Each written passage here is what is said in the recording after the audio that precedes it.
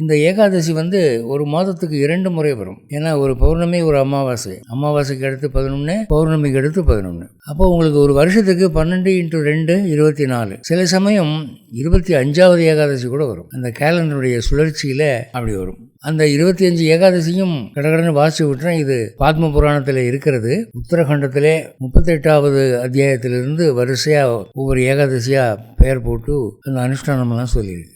இந்த ஏகாதசியை வரிசைப்படுத்தும் போது ஸ்ரீ வைகுண்ட ஏகாதசியிலிருந்து பொதுவாக ஆரம்பிப்பாங்க. இப்போ கேலண்டர் சொல்லும்போது ஜனவரி 1ஆம் தேதி அதான் வருஷ பிறப்பு. அதே மாதிரி தமிழ் புத்தாண்டுங்கிற போது ஏப்ரல் 13, சித்திரை 1 அப்படி ஆரம்பிக்கிற மாதிரி இந்த ஏகாதசி கணக்கு மார்கழி மாதத்துலேருந்து ஆரம்பிக்குது. இப்போ மோட்சத ஏகாதசியிலேருந்து ஆரம்பிக்கிறோம். ஒவ்வொரு ஏகாதசிக்கும் ஒரு பேர் பகவான் கொடுத்துருக்கார். மோட்சத ஏகாதசி, சபல ஏகாதசி, புத்திரத ஏகாதசி, சத்திலா ஏகாதசி, ஜெய ஏகாதசி, விஜய ஏகாதசி, ஆமலக்கி ஏகாதசி, பாப்ப மோச்சனி ஏகாதசி, காமத ஏகாதசி, வரூதினி ஏகாதசி, மோகினி ஏகாதசி, அபர ஏகாதசி, நிர்ஜல ஏகாதசி, யோகினி ஏகாதசி, தேவசயனி ஏகாதசி, இதை சில பேர் சயனி ஏகாதசின்னு சொல்லுவாங்க, காமிகா ஏகாதசி, புத்திரத ஏகாதசி, அஜய் ஏகாதசி, பத்ம ஏகாதசி, இந்திரா ஏகாதசி, பாசாங்குச ஏகாதசி, ரமா ஏகாதசி, பிரபோதினி ஏகாதசி, கமலா ஏகாதசி, காமத ஏகாதசி, இப்படியாக 25 ஏகாதசிகள் பெயரிடப்பட்டிருக்கின்றன.